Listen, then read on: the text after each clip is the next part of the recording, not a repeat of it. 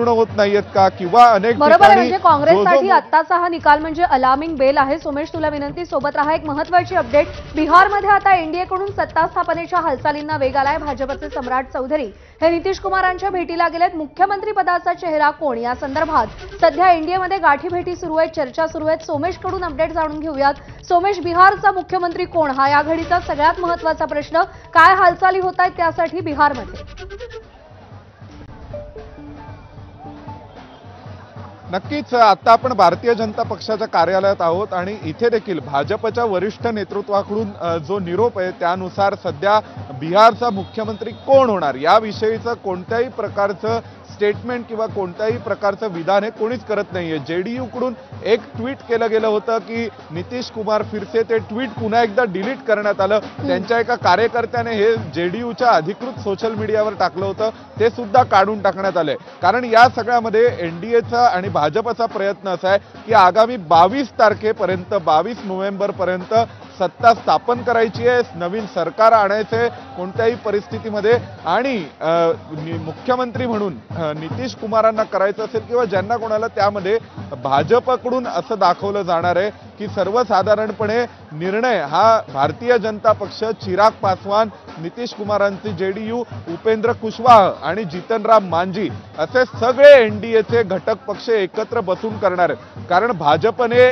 बिहार निवडणुकीमध्ये एक विश्वास कमावला आपल्या मित्र पक्षांचा की आम्ही मित्र पक्षांना सोबत घेऊन चालतो, आम्ही मित्र पक्षांना संपवत नाही, आम्ही मित्र पक्षांना गिळून स्वतः मोठे होत नाही, अशा स्वरूपाचा एक विश्वास कमावण्यामध्ये भाजपच्या रणनीती यशस्वी ठरली होती. आणि भाजपला हे परसेप्शन संपूर्ण देशभरामध्ये 2029 पर्यंत कायम ठेवायचं आहे. त्यामुळे अगदी 5 आमदार मिळवलेला पक्ष देखील, म्हणजे जितनराम मांझींपासून ते उपेंद्र कुशवाहांपर्यंत, चिराग पासवानांपर्यंत प्रत्येक जण हा भारतीय जनता पक्षासाठी महत्त्वाचा आहे, त्याला निर्णय प्रक्रियेत स्थान आहे हे दाखवायचे. आणि त्यामुळे मुख्यमंत्री कोण होणार याविषयीचा निर्णय हा भाजपचा प्रयत्न असा आहे की या सर्व 5 पक्षांचे प्रमुख नेते एकत्र बसून त्याविषयीचा अधिकृत निर्णय घेतला जाईल. अजूनपर्यंत भाजपच्याही अनेक, मगाशी आपण कार्यकर्त्यांसोबत संवाद साधला, त्यांनी देखील नितीश कुमारांचं नाव घेतलं.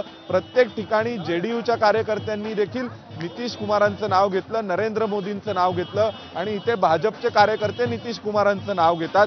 म्हणजे भाजपने त्यांची राजकीय मैत्री ही कार्यकर्त्यांपर्यंत पेनिट्रेट केलेली आहे. तर त्यांच्यासमोर आता हे आव्हान आहे की मुख्यमंत्री पदामुळे कुठल्याही प्रकारे ही जी सिनर्जी तयार झाली आहे भाजप, जेडीयू आणि इतर तिन्ही पक्षांची, ती सिनर्जी आणि ती केमिस्ट्री बिघडणार नाही याची काळजी भाजपला घ्यायची आहे. आणि त्यामुळे भाजपकडून अत्यंत दक्षता पाळली जाते या सगळ्या विषयामध्ये की मुख्यमंत्री पदावर कोण विराजमान होणार. आणि भाजपच्या नेतृत्वाने हे देखील म्हटलेलं आहे की ही जी सिनर्जी तयार केली आहे की एनडीए सोबत आहे, मित्रपक्ष सोबत आहे.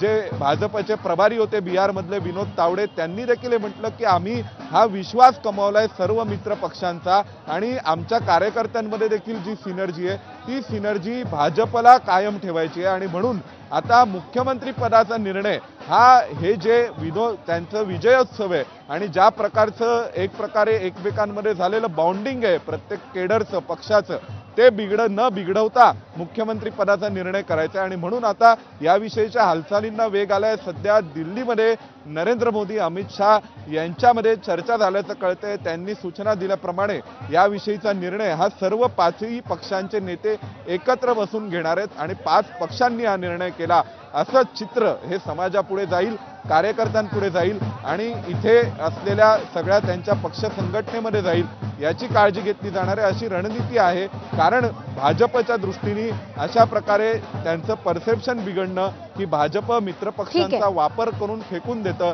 हे सोयीचं नाहीये. आणि मोठ्या प्रयत्नांनी धर्मेंद्र प्रधान, तावडे या सगळ्या मंडळींचं म्हणणं आहे की बरोबर आहे. थोडक्यात सांगायचं झालं तर एनडीएचं तिळकूट चांगलं भाजपमध्ये जमून आलेलं आहे आणि एकत्रितरित्या खूप ताकदीनं त्या निवडणुकीला सामोरे गेले.